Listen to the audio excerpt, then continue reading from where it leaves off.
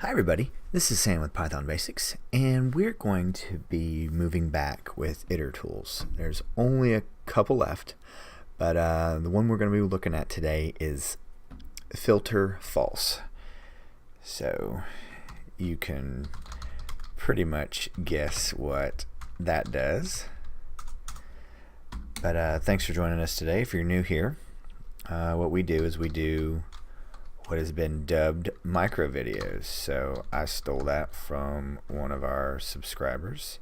Sorry, filter false.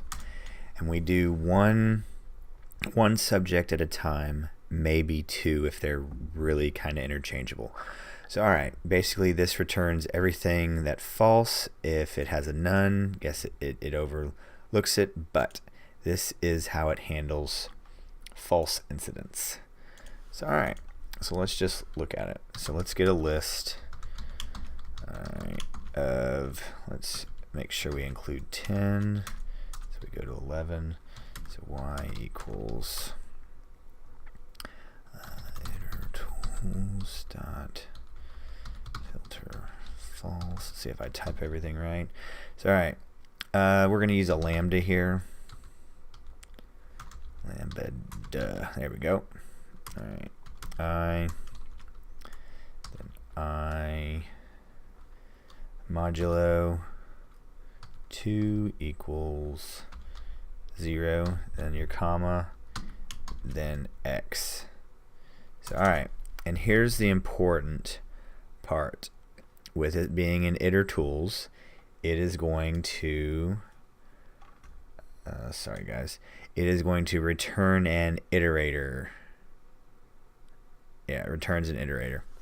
So alright, I have enough parentheses for I in y, print I.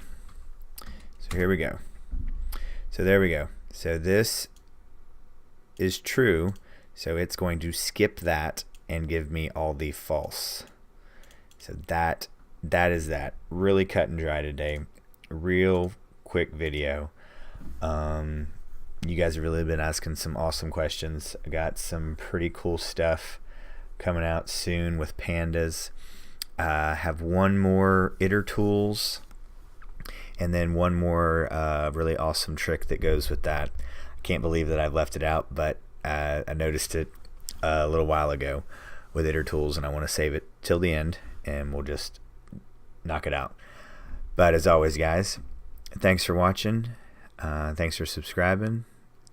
Thanks for sharing all these all the videos. Shares have gone up a lot. But as always, guys, thanks for watching.